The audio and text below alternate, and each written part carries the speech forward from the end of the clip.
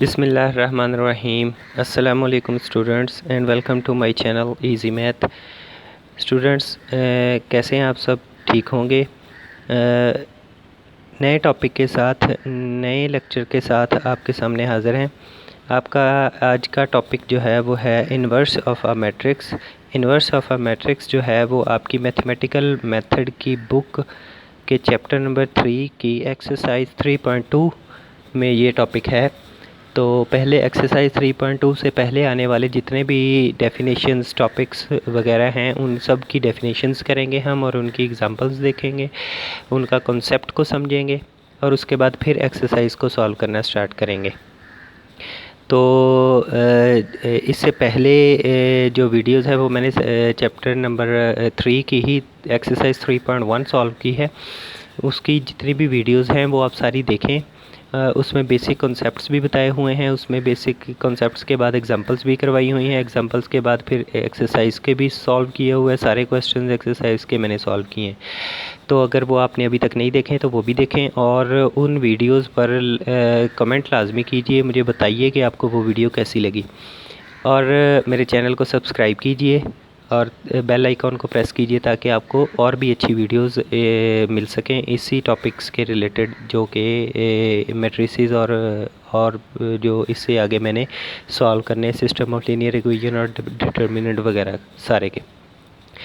तो आइए स्टार्ट करते हैं। सबसे पहले तो हमने डेफिनेशन करनी है इन्वर्स ऑफ अ मैट्रिक्स की। इन्वर्स ऑफ अ मैट्रिक्स क्या होता है, इसकी एग्जांपल, इसको प्रूफ कैसे करना है, किसी मैट्रिक्स को किसी दूसरे मैट्रिक्स का इन्वर्स कैसे प्रूफ करना है वो देखेंगे। उसके बाद फिर हम देखेंगे एलिमेंट्री रो ऑपरेशन क्या होता है। एलिमेंट्री रो ऑपरेशन को देखने के बाद फिर हम देखेंगे कि एचिलॉन और रिड्यूस एचिलॉन फॉर्म क्या होती है। ये देखिए एचिलॉन फॉर्म और रिड्यूस एचिलॉन फॉर्म क्या होती है। इसके बाद फिर हम करेंगे इसकी एग्ज़ाम्पल करने के बाद हमारा जो है वो रैंक ऑफ अ मैट्रिक्स आ जाएगा, और रैंक ऑफ मैट्रिक्स के बाद फिर एक्सरसाइज स्टार्ट हो जाएगी। इस लेक्चर में हम ये डेफिनेशंस को कवर करेंगे सारे को। चले आइए डेफिनेशन को स्टार्ट करते हैं। तो स्टूडेंट्स सबसे पहले जो है वो definition inverse of a matrix की है। इन्वर्स ऑफ अ मैट्रिक्स की डेफिनेशन आप पीछे पढ़ के आए हैं 9th-10th में भी, और फर्स्ट ईयर सेकेंड ईयर में भी आपने इन्वर्स ऑफ अ मैट्रिक्स की डेफिनेशन पढ़ी है। इन्वर्स निकालने के जो आपने मेथड्स 9th 10th और फर्स्ट ईयर सेकेंड ईयर यानी कि एफएससी में और मैट्रिक में आपने इन्वर्स निकालने के मेथड देख लिए हैं। चूँकि अब आपकी ये क्लास बड़ी है तो बड़ी क्लास में डेफिनेशन और जो इन्वर्स निकालने के मेथड हैं वो कुछ डिफरेंट होंगे। तो हम देखते हैं सबसे पहले definition. Let A be a square matrix. Inverse हमेशा किसी स्क्वायर मैट्रिक्स का होता है of order n. The inverse of A will be denoted by A. Inverse को ऐसे डिनोट करते हैं, और इसको डिफ़ाइन ऐसे किया जाता है कि ए के इन्वर्स को ए के साथ मल्टीप्लाई कर दिया जाए राइट साइड से या लेफ़्ट साइड से, तो दोनों का आंसर आइडेंटिटी आता है। इट मीन्स दैट ए और ए इन्वर्स एक दूसरे के इन्वर्स हैं। तो इसकी सिंपल वर्ड में अगर कोई डेफिनेशन करनी है तो simple words, in other words, A और बी अगर दो ऑर्डर एन ऑर्डर के मैट्रिसेस हैं, are set to be inverse of each other. ये एक दूसरे के इन्वर्स तब होंगे जब ए बी को और या बी ए को मल्टीप्लाई करवाने से आइडेंटिटी ही आए। इसका मतलब ए और बी एक दूसरे के इन्वर्स हुए। तो अब ये थी डेफिनेशन। अब हम करेंगे डेफिनेशन कुछ और है। यह है singular and non singular matrix की। पिछली क्लासेस में आपने पढ़ा था कि वो वाला मैट्रिक्स जिसका डिटर्मिनेंट ज़ीरो आ जाए उसको सिंगुलर बोलते हैं, और जिसका डिटर्मिनेंट ज़ीरो ना आए उसको नॉन सिंगुलर बोलते हैं। क्योंकि आपकी क्लास अब ये हायर क्लास है तो इसमें डेफिनेशन सिंगुलर और नॉन सिंगुलर की इन्वर्स के हिसाब से हम करेंगे। The square matrix A whose inverse exist, जिसका इन्वर्स एग्जिस्ट करता हो, इन्वर्स निकाला जा सके या इन्वर्स को हम फाइंड आउट कर सकें, is called a non singular matrix, या उसको इन्वर्टेबल मैट्रिक्स भी कहते हैं। इन्वर्टेबल मैट्रिक्स भी कहते हैं और नॉन सिंगुलर भी कहते हैं, वो जिसका इन्वर्स निकाला जा सके। And a square matrix which does not have inverse, जिसका इन्वर्स नहीं निकाला जा सकता उसको सिंगुलर मैट्रिक्स कहते हैं। सिंपली ये दो डेफिनेशंस आपने देखनी है। जहाँ भी सिंगुलर का जिक्र आएगा तो आपने ये कहना है कि उसका इन्वर्स नहीं निकाला जा सकता। जहाँ पर नॉन सिंगुलर का जिक्र आएगा इट मीन्स दैट वो इन्वर्टेबल मैट्रिक्स है, यानी सिंगुलर इन्वर्स निकाला जा सकता है। नेक्स्ट हमें प्रॉपर्टीज़ हमारे पास हैं। हमारे पास कौन सी प्रॉपर्टी, इन्वर्स की। ये प्रॉपर्टीज़ हमें बड़ी काम आएंगी, इनको ज़रा अच्छे तरीके से देख लीजिएगा। अगर हमारे पास दो matrix A B non singular हैं, मींस नॉन सिंगुलर मतलब अभी मैं आपको बताया ऊपर के नॉन सिंगुलर वो होते हैं जिनका इन्वर्स निकाला जा सकता है, यानी ए और बी का इन्वर्स एग्जिस्ट करता है। तो ए इन्वर्स का इन्वर्स निकाल लिया जाए तो दोबारा ए आ जाएगा। ए बी इन्वर्स, ए दो मैट्रिसेस ए बी और मल्टीप्लाई हो रहे हों और इसका इन्वर्स हो तो बी का इन्वर्स पहले, ए का इन्वर्स बाद में, ये मैं प्रूफ करूँगा अभी। और ए के ट्रांसपोज का इन्वर्स निकाल लें या ए के इन्वर्स का ट्रांसपोज ले लें, दोनों एक ही चीज़ होती है। तो अभी हम नंबर 2 को प्रूफ करेंगे। कैसे प्रूफ करेंगे उसकी मेथडोलॉजी पहले सुन लें। उसकी मेथडोलॉजी ये होती है कि अगर किसी एक मैट्रिक्स को दूसरे मैट्रिक्स का इन्वर्स प्रूफ करना है, देखें अगर ये मैंने प्रूफ करना है कि ए इन्वर्स बी है, ए का इन्वर्स अगर बी है तो मुझे ये प्रूफ करना पड़ेगा कि किसका इन्वर्स लेना है, ए का। ए को इसके बी के साथ मल्टीप्लाई करवा दूं या बी को ए के साथ मल्टीप्लाई करवा दूं तो आइडेंटिटी आना चाहिए। ये प्रूफ कर देना होता है। जिसका बी इन्वर्स जिसको प्रूफ करना है उस अंदर वाले इन्वर्स के अंदर वाली टर्म को दूसरे के साथ मल्टीप्लाई आगे पीछे करके करवा दें, दोनों का आंसर आइडेंटिटी आना चाहिए। तो हम ये कह सकते हैं कि ए का इन्वर्स बी है। क्लियर हो गया सर। नेक्स्ट हम देखते हैं इसको प्रूफ कैसे करना है। ये हमने एक इसकी हेल्प ली है डेफिनेशन की। To prove B inverse A inverse, ये सेकंड वाली आइडेंटिटी प्रूफ करने जा रहे हैं। इसको इस अंदर वाले ए बी का इन्वर्स प्रूफ करना है, यानी अंदर वाला जो ए बी है इसका इन्वर्स ये सारा है, ये प्रूफ करना है हमने। तो to prove that B inverse A inverse is the inverse of A B, इस अंदर वाले ए बी का इन्वर्स है, वी हैव टू शो, हमें ये शो करना पड़ेगा कि इस अंदर वाले को इससे मल्टीप्लाई करवा दें लेफ़्ट हैंड साइड या इस अंदर वाले को इससे मल्टीप्लाई करवा दें राइट हैंड से, तो दोनों का आंसर आइडेंटिटी आना चाहिए। तो मैंने एक मरतबा लेफ़्ट हैंड पर इसको मल्टीप्लाई करवाया तो देखा क्या आता है, देखते हैं। A B into B inverse A inverse है, तो एसोसिएटिव लॉ के मुताबिक A multiplied by B multiplied by B inverse multiplied by A inverse, ये बी इन्वर्स ए इन्वर्स पर ब्रैकेट हो जाएगी। एसोसिएटिव लॉ यही कहता था ना कि ए बी सी तीन मैट्रिक्स हों और ए बी मल्टीप्लाई हो रहा हो पहले सी के साथ, तो हम ए को अलहदा करके बी को सी से मल्टीप्लाई करवा सकते हैं, वो एसोसिएटिव लॉ था। वो मैं इधर भी लिख भी देता हूँ। ए बी सी तीन मैट्रिसेस ऐसे मल्टीप्लाई हो रहे हों तो वो ऐसे भी मल्टीप्लाई हो सकते हैं। ये देखें, ये एसोसिएटिव लॉ होता है, तो यही एसोसिएटिव लॉ इधर लगा। अब बी और बी इन्वर्स डेफिनेशन के मुताबिक अगर कोई मैट्रिक्स और उसका इन्वर्स आपस में मल्टीप्लाई हो रहे हों तो आइडेंटिटी आता है। डेफिनेशन ऊपर हमने इन्वर्स की ठीक है जी। तो एक और आपको बात बता दूं कि जो आइडेंटिटी होता है वो किसी भी मैट्रिक्स से मल्टीप्लाई करवा दें तो वो सेम आंसर होता है। आइडेंटिटी किसी भी मैट्रिक्स के मल्टीप्लाई करने के बाद कोई भी फ़र्क नहीं पड़ता।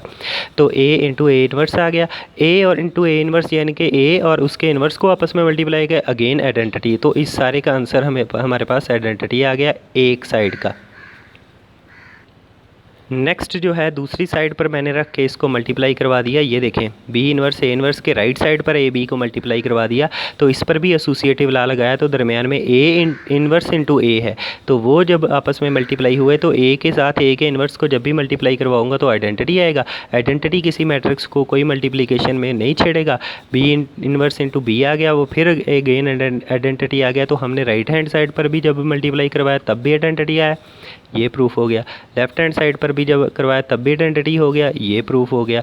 इट मीन्स दैट कि ये ए बी का इन्वर्स क्या है, बी इन्वर्स ए इन्वर्स है। ये देखें, ए बी का inverse B inverse A inverse है, यही हमने प्रूफ करना था। तो स्टूडेंट्स इसी के रिलेटेड एक एग्ज़ाम्पल दी हुई है बुक में, एग्ज़ाम्पल नंबर 17। उससे वाज़े हो जाता है कि एक मैट्रिक्स दूसरे मैट्रिक्स का इन्वर्स कब होता है। उसने कहा है कि ये एक मैट्रिक्स ए है और ये एक मैट्रिक्स बी है, ये एक दूसरे का इन्वर्स देखना है कि ये एक दूसरे के इन्वर्स हैं कि नहीं। हमने सिंपली ये किया कि ए को बी के साथ मल्टीप्लाई किया, ए बी फाइंड आउट किया, वो आया ये आइडेंटिटी। और फिर बी को ए के साथ मल्टीप्लाई किया, बी ए फाइंड आउट किया, वो भी आया आइडेंटिटी। आप मल्टीप्लाई करके देख सकते हैं, ये आइडेंटिटी ही आते हैं दोनों। तो अगर इनको ए बी मल्टीप्लाई किया वो भी आइडेंटिटी आया और बी ए मल्टीप्लाई किया तो भी आइडेंटिटी आया। तो डेफिनेशन क्या थी, डेफिनेशन ये थी कि ए बी करें या बी ए करें तो दोनों का आंसर अगर आइडेंटिटी आता है तो ए और बी एक दूसरे के इन्वर्स होते हैं, यानी कि बी का इन्वर्स ए होगा और ए का इन्वर्स बी होगा, तो दोनों एक दूसरे के इन्वर्स हुए। फिर ये एग्जांपल शो करती है कि एक दूसरे के इन्वर्स होने के लिए उनकी मल्टीप्लिकेशन को आइडेंटिटी के इक्वल होना चाहिए। नेक्स्ट हम पढ़ते हैं जी एलिमेंट्री रो ऑपरेशन। जी तो स्टूडेंट्स, एलिमेंट्री रो ऑपरेशन क्या होता है? एलिमेंट्री रो ऑपरेशन को समझाने से पहले मैं आम तरीके से सिंपल वर्ड्स में आपको समझा देता हूँ कि किसी एक रो को, पहला पॉइंट ये है कि किसी एक रो को किसी दूसरी रो के साथ एक्सचेंज कर सकते हैं, इंटरचेंज कर सकते हैं, उनकी जगह तब्दील कर सकते हैं। पूरी की पूरी रो उठा के उसकी जगह और वो वाली उसकी जगह रख सकते हैं। यानी कि अगर हमने रो 1 को रो 2 के साथ इंटरचेंज करना कर सकते हैं। यही उसने पहला पॉइंट कहा है, the interchange of any two रोज़ कर सकते हैं हम। दूसरी चीज़ ये कर सकते हैं कि किसी एक रो को, पूरी की पूरी रो को किसी एक नंबर से मल्टीप्लाई कर सकते हैं। यानी कि 5, 2, 3, 7 किसी से भी मल्टीप्लाई कर सकते हैं। एक पूरी रो को -1 से भी, माइनस वाले और पॉजिटिव वाले किसी भी नंबर से मल्टीप्लाई कर सकते हैं, ज़ीरो ना हो। यही उसने कहा है, multiplication of a row by non zero scalar. किसी नंबर के साथ किसी एक रो को पूरी को मल्टीप्लाई कर सकते हैं। अब तीसरी चीज़ क्या कर सकते हैं कि अगर हमने एक रो को मल्टीप्लाई किया किसी से, उस मल्टीप्लाई करने के बाद उसको किसी दूसरी रो में से माइनस या प्लस भी कर सकते हैं। Addition of a scalar multiple of a row to another row. एक रो के साथ किसी स्केलर को मल्टीप्लाई करके उसको किसी रो के दूसरे साथ एडिशन कर सकते हैं, मल्टीप्लाई करके किसी दूसरी रो के साथ ऐड कर सकते हैं। तो उस हासिल होने वाले मैट्रिक्स में कोई फ़र्क नहीं पड़ेगा, वो पिछले वाले के इक्वल ही रहेगा। इट मीन्स दैट कि ये 3 काम हम रोज़ के किसी मैट्रिक्स के साथ कर सकते हैं। तो बनने वाला जो मैट्रिक्स होगा वो एलिमेंट्री मैट्रिक्स होगा। यानी कि किसी एक मैट्रिक्स के साथ हमने ये काम किया कोई एक, तो बनने वाला जो मैट्रिक्स होगा वो एलिमेंट्री मैट्रिक्स होगा। और इस सारे काम को कहते हैं एलिमेंट्री रो ऑपरेशन। क्लियर हो गया जी? इसकी एग्जांपल देखते हैं कोई। फॉर एग्जांपल मेरे पास यहाँ पर आइडेंटिटी मैट्रिक्स है।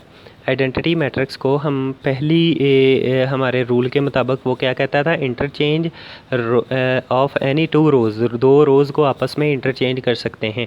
तो मैंने यहाँ पर क्या किया, E1 कह दिया उसको। पहला एलिमेंट्री मैट्रिक्स जो बनेगा वो बनेगा, मैंने क्या किया, इस रो को इस रो के साथ चेंज कर दिया, रो 1 को रो 2 के साथ। तो ये रो 2 जो है वो पहली वाली की पोजीशन पे चली जाएगी और रो 1 जो है वो दूसरी वाली की पोजीशन पे चली जाएगी। और तीसरी रो को हमने नहीं छेड़ा, वो वैसे ही रहेगा। इसको शो कैसे करना है? इसको शो ऐसे करना है कि यहाँ पर लिखेंगे बाय R1 2, यानी कि R1 और 2 को आपस में चेंज कर दिया। क्लियर हो गया जी? ये फर्स्ट आपका इंटरचेंज वाली ऑप्शन होगी। सेकंड उसने क्या कहा था कि किसी भी रो को किसी स्केलर से मल्टीप्लाई कर सकते हैं। तो ये देखें, उसको मैंने E2 कह दिया और मैंने स्केलर से मल्टीप्लाई किया। यहाँ पर मैं जो रो 3 है, R3 को मल्टीप्लाई कर देते हैं 5 से। 5 R3 का मतलब है R3 की सारी एंट्रीज़ को 5 से मल्टीप्लाई कर देना है। तो चूँकि R1 और R2 को हमने नहीं छेड़ा, सिर्फ R3 को 5 से मल्टीप्लाई करना है, तो R3 की सारी एंट्रीज़ को 5 से मल्टीप्लाई करने का मतलब 0 को भी 5 से, 0 को भी 5 से, 1 को भी 5 से, 0 को 5 से 0, 0 को 5 से 0, 1 को 5 से किया तो 5। ये आ गया जी एलिमेंट्री मैट्रिक्स दूसरा वाला। इसमें हमने ये किया कि किसी रो को मल्टीप्लाई करवा दिया एक किसी स्केलर से। तीसरा वो कहता था कि किसी रो को स्केलर से मल्टीप्लाई करवाने के बाद आप किसी दूसरी रो में ऐड भी कर सकते हैं। तो मैं ये तीसरा एलिमेंट्री मैट्रिक्स करने चाह रहा हूँ। 3 इसको नाम दे दिया। तो मैंने इसमें करना क्या है, मैं करता हूँ फॉर एग्ज़ाम्पल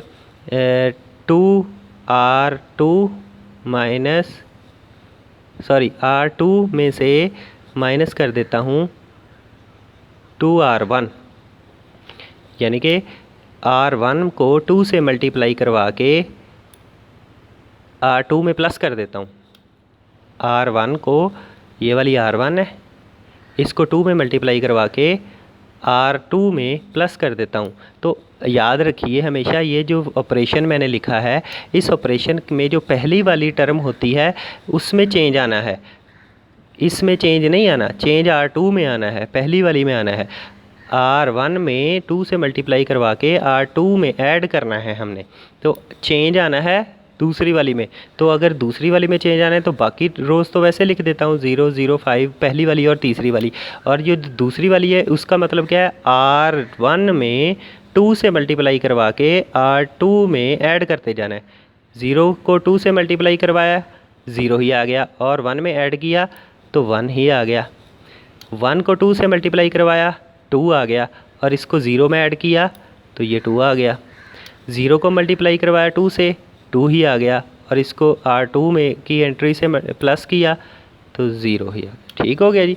तो ये हमने तीनों चीज़ें मैंने आपको एलेबोरेट करके दिखा दी। अब ये वाला जो मैट्रिक्स है, ये इसका जितना वेटेज है वो इसी के इक्वल है। क्लियर हो गया। इस तरह एलिमेंट्री रो ऑपरेशन लगाते हैं। नेक्स्ट डेफिनेशन देखते हैं जी, एचिलॉन एंड रिड्यूस एचिलॉन फॉर्म की। जी तो students, एचिलॉन and reduce echelon form. सबसे पहले एचिलॉन फॉर्म के बारे में आपको बता दूं। एचिलॉन का मतलब होता है स्टेयरकेस। ये मैंने सामने मतलब भी लिखा है इसका। एचिलॉन मींस स्टेयरकेस। स्टेयरकेस का मतलब होता है सीढ़ी। सीढ़ी टाइप कोई चीज़ मैट्रिक्स में बन जाती है। तो इसको समझने के लिए इसका आसानी से आपको याद ताकि रहे, तो एचिलॉन का मतलब होता है सीढ़ी या स्टेयरकेस। तो इन एग्जांपल से हम इनको समझेंगे। उससे पहले मैं आपको बता दूं कि बुक में क्या लिखा हुआ है, और उसके बाद मैं बताऊंगा बड़े देसी तरीके से, बड़े आसान से तरीके से, जिससे आपको समझ लग जाए कि एचिलॉन फॉर्म होती क्या है। सबसे पहले मैं ये बता दूं कि बुक में क्या लिखा हुआ है। इसकी definition, an m/n matrix A is set to be in echelon form if it has the following properties. अगर ये 2 प्रॉपर्टीज़ उसके पास हैं तो वो एचिलॉन फॉर्म में होगा। क्या पहली प्रॉपर्टी क्या कह रही है? All non zero rows are above any zero rows. Zero rows नीचे होंगी, नॉन ज़ीरो रोज़ सारी ऊपर होंगी। पहली प्रॉपर्टी ये है। ज़ीरो रोज़ वो होती हैं जिसमें सारी एंट्रीज ज़ीरो हों, जैसे कि ये ऊपर मैट्रिक्स में ये सारी की सारी ज़ीरो रो है, ये भी सारी की सारी ज़ीरो रो है, ये नीचे हैं। सारी ज़ीरो रोज़ नीचे होंगी, बाकी नॉन ज़ीरो रोज़ उससे ऊपर होंगी। दूसरी property, the first non zero entry in each non zero row is to the right of the first non zero entry of the each proceeding row. इसकी आपको समझ नहीं आनी तब तक जब तक मैं आपको अपने अल्फाज में समझ ना, इसका मैं जितना मर्ज़ी ट्रांसलेट करके आपको बताता रहूँ, लेकिन उस वक्त तक समझ नहीं आनी जब तक मैं अपने आसान अल्फाज में मैं आपको समझा ना दूँ। तो वो है ये मेरी बात को ज़रा गौर से सुनिएगा और इसको पल्ले से बांध दीजिएगा। अब एचिलॉन फॉर्म की मेरी डेफिनेशन सुने। जो भी रो स्टार्ट हो रही है, जहाँ से स्टार्ट हो रही है वो नॉन ज़ीरो हो, यानी कि इधर से स्टार्ट हो रही है ये पहला नॉन ज़ीरो, इस रो के नीचे सारे ज़ीरो होने चाहिए। क्लियर। अगली रो जहाँ से भी स्टार्ट हो रही है, जिधर भी नॉन ज़ीरो उसका पहला है, उससे नीचे सारे ज़ीरो होने चाहिए। अगली रो जहाँ से भी स्टार्ट हो रही है वो नॉन ज़ीरो हो और उसके नीचे सारे ज़ीरो होने चाहिए। अगेन सुन लें, रो जिधर से भी स्टार्ट हो रही है उसके नीचे सारी एंट्री ज़ीरो हों। रो जिधर से भी स्टार्ट हो रही है अगली, उससे नीचे भी सारी एंट्री ज़ीरो हों। और अगर अगली रो कहीं से स्टार्ट हो रही है तो उसके नीचे सारी एंट्री ज़ीरो हों, लेकिन अगर नहीं हो रही तो वो सारी की सारी ज़ीरो होगी। तो ये एक एचिलॉन फॉर्म बन जाएगी। इस बात को अपने पल्ले से बांध लें। किसी भी चीज़ को चेक करना हो कि वो एचिलॉन है या नहीं है तो वो इस तरीके से बताई जा सकती है। एग्ज़ाम्पल अब इसकी क्या लिखेंगे। फॉर एग्ज़ाम्पल कोई एचिलॉन फॉर्म में नहीं है, ये है 0 3 2 1 5 0 3 9 0 0 1 0। अब मैंने क्या कहा था, रो जहाँ से भी स्टार्ट हो रही हो उसके नीचे सारी एंट्री ज़ीरो हो, ये तो पहली चीज़ उसने बता दी। अब अगली रो जहाँ से भी स्टार्ट हो रही हो उसके नीचे सारी एंट्री ज़ीरो होनी चाहिए, ये ज़ीरो। अगली रो जहाँ से भी स्टार्ट हो रही हो, नॉन ज़ीरो जिधर भी हो, उसके नीचे सारी एंट्री ज़ीरो होनी चाहिए, लेकिन इसके नीचे सारी एंट्री ज़ीरो नहीं है, ये 1 है। तो ये वाली क्या है, रिड्यूस, ये एचिलॉन फॉर्म में नहीं है। अगर यहाँ पर 1 की जगह 0 होता तो हम ये कह सकते थे कि ये फिर एचिलॉन फॉर्म में थी, क्योंकि इसके नीचे सारी ज़ीरो हैं एंट्रीज़। क्लियर। याद आपने क्या रखना है कि रो कहीं से भी स्टार्ट हो रही हो वो नॉन ज़ीरो हो और उसके नीचे सारी एंट्री ज़ीरो हों। ये इसके एचिलॉन फॉर्म की डेफिनेशन है। क्लियर हो गया जी। अब इसकी कुछ नोट सुन लें। नोट के बाद रिड्यूस एचिलॉन। नोट ये है कि in each echelon form the first non zero entry of the row is called pivot. जैसे कि ये फर्स्ट नॉन ज़ीरो एंट्री जहाँ से स्टार्ट हो रही है इसको बोलते पाइवट, ये वाला। ये वाला, ये दोनों क्या हैं, पाइवट, या इसको रो लीडर भी बोलते हैं। क्लियर हो गया। ये जो फर्स्ट नॉन ज़ीरो है एंट्री होती है उसको पाइवट बोलते हैं। अच्छा, पाइवट हो गया। इसके बाद हमारा रिड्यूस एचिलॉन फॉर्म की डेफिनेशन। रिड्यूस एचिलॉन फॉर्म की डेफिनेशन क्या थी, ये देखें। हर पाइवट जो होता है इन ईच एचिलॉन मैट्रिक्स, हर पाइवट 1 होना चाहिए और पाइवट के ऊपर नीचे सारी एंट्रीज 0 होनी चाहिए। पाइवट 1, ये देखें रिड्यूस एचिलॉन की डेफिनेशन। पाइवट जहाँ से स्टार्ट हो रहा है वो 1 है और उसके नीचे भी और उसके ऊपर भी सारी एंट्री 0, क्योंकि नीचे हैं ऊपर नहीं है। अगला पाइवट ये देखें 1 है, उसके ऊपर और नीचे सारी 0। अगला पाइवट ये देखें 1 है, उसके ऊपर नीचे सारी 0। इसका मतलब ये रिड्यूस एचिलॉन फॉर्म में है, ये एचिलॉन फॉर्म में है। ये बिल्कुल सिंपल डेफिनेशन है इसकी, रिड्यूस एचिलॉन और एचिलॉन फॉर्म की। तो इंशाल्लाह नेक्स्ट जो है वो मैं आपको एलिमेंट्री रो ऑपरेशन के साथ इन्वर्स निकालना बताऊंगा अगले लेक्चर में। तो तब तक के लिए आप मेरे चैनल को सब्सक्राइब कीजिए और मुझे कमेंट में लाजमी बताइए कि आपको वीडियो कैसी लगी। लाजमी कमेंट कीजिएगा ताकि मुझे आपके फ़ीडबैक का पता चलता रहे। और मेरे चैनल को सब्सक्राइब करके लाइक कीजिए ताकि आपको और भी वीडियोज़ मिल सकें। तब तक के लिए अल्लाह हाफ़िज़।